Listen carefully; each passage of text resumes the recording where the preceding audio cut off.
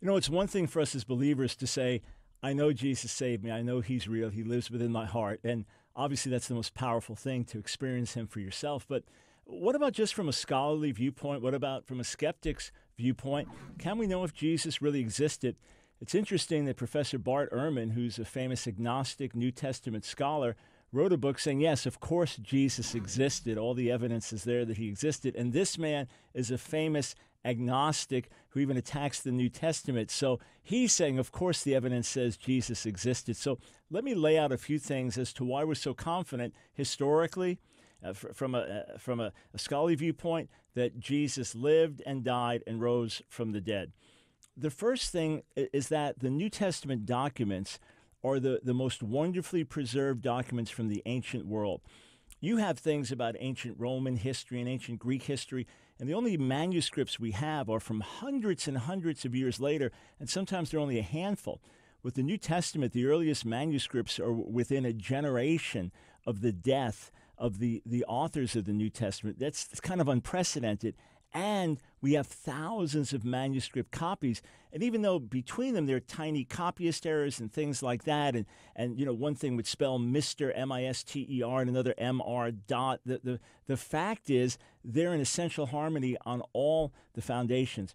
That's amazing. So it's the best attested book from the ancient world. Not only so, but scholars have seen that the accounts we have in the Gospels are eyewitness accounts. And Luke talked to the eyewitnesses and researched and got the information to get things accurate. So it's not like, say, Muhammad, hundreds and hundreds of years later, claiming to get revelation from God and telling us what happened in Jesus' day or telling us what happened in Moses' day. These were the eyewitnesses. And there's even something called the criterion of embarrassment. In other words, if something in the document is embarrassing to the hero of the story, you don't expect to see it. When you read the ancient accounts of the great heroes of old, the mythological accounts, they don't have the blemishes and the faults, and yet these eyewitness accounts tell you all the failings of the disciples. Why would you do that if you're launching a movement, talk about all the flaws and failings of the disciples? When Jesus dies, they don't get it. They flee. When he rises, they don't believe it initially until they see him. Why put all this in there? It's because they're accurate accounts of what really happened. Now, as far as outside sources, remember, this was not like today. You didn't have people with cell phones reporting immediately. You didn't have people tweeting stuff out. You didn't have CNN with 24-hour news.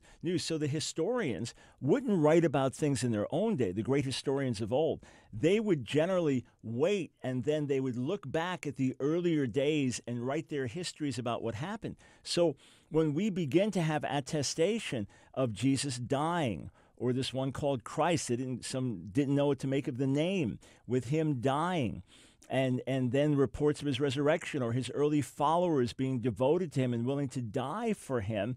You have the outside sources, the outside Greek and Roman sources. You even have outside Jewish sources that attest to Jesus dying, even Jewish leadership giving him over to die at the time of the Passover. So these are non-believing sources, some of them hostile, yet they report the same essential truths, the foundations of our faith. And not only so, the idea that in ancient Rome, you would start a new religion where your founder dies a criminal's death, that was a scandal of all scandals. Then, to the Jewish world, expecting a Messiah who would rule and reign to preach this, these were stumbling blocks. You don't invent that, and you don't invent a virgin birth. You find me another religion where the founder comes from a virgin birth. These things would be scandalous, as if you were covering up some kind of immorality. These are not the kind of things you invent. And then if the whole thing is a myth, you don't die for it. You're not tortured to death for it because you know the whole thing is a myth.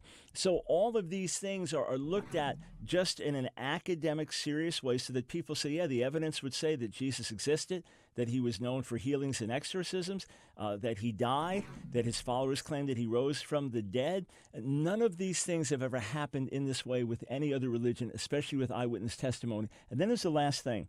There's the prophetic word. The prophetic word. You say, well, how do we know he was born in Bethlehem? Prophet said so, but how do we know it happened? We could argue about that. How do we know he was a miraculous birth? We could argue about that. But the prophets also indicated in the Old Testament that the Messiah would be rejected by his own people and then would be received by the Gentile world before his own people would receive him back, and that he had to come and die before the Second Temple was destroyed. So how do you plan that out?